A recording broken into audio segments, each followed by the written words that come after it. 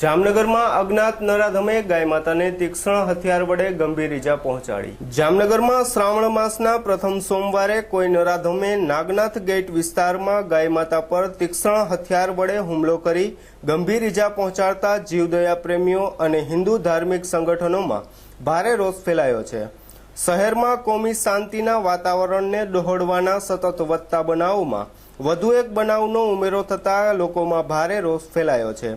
શ્રાવણ માસના પ્રારંભના પ્રથમ સોમવારે નાગનાથ ગેટ વિસ્તારમાં એક ગાય પર કોઈ નરાધમ શખ્સોએ તીક્ષ્ણ હથિયારના પ્રહારો ઝીંકી ગંભીર ઈજા પહોંચાડતા મૂક પશુ કણસતા બજારમાં નીકળતા આ બનાવ પ્રકાશમાં આવ્યો હતો।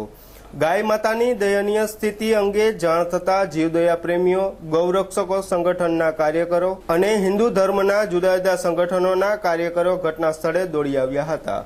ત્યારબાદ ગાય માતાને ગુલાબનગરની ગૌશાળામાં લઈ જઈ ગૌરક્ષકો દ્વારા સારવાર કાર્યવાહી હાથ ધરી હતી। આ બનાવના પગલે રોષે ભરાયેલા ધાર્મિક સંગઠનોએ પોલીસ દફતરે દોડી જઈ ઘટનાને અંજામ આપનાર અને ધાર્મિક લાગણી દુભાવનાર શખ્સોને તાત્કાલિક પકડી પાડી કાયદેસરની કાર્યવાહી કરવા ઉગ્ર રજૂઆત કરવામાં આવી હતી। અત્યારે આજના બનાવના સંદર્ભે અમે બધા ગૌપ્રેમી ભાઈઓ ભેગા થયા છીએ અને આજના બનાવમાં એક વાછડા ઉપર ઘાતકી રીતે એના ઉપર હુમલો કરવામાં આવ્યો। હુમલો બેશક એટલી હદે હતો કે એના હિસાબે ઉગ્ર વાતાવરણ સર્જાય, કોમી ઉખલાસ થાય।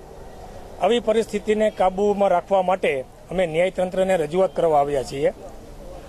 ન્યાયતંત્રને રજૂઆત કર્યા બાદ ન્યાયતંત્રને પણ એ રજૂઆત કરી કે વખતો વખત અમારે જે ગૌ ઉપર અમાનુષી ત્રાસને જે ઘાતકી હત્યાઓ થાય છે ને એના ઉપર ત્રાસ ગુજારવામાં આવે છે તો એના ઉપર કોઈ પણ જાતના તકેદારીના પગલાં કે કડક પગલાં લેવામાં આવતા નથી અને હજી આજની તારીખ સુધી પણ લેવામાં આવ્યા નથી।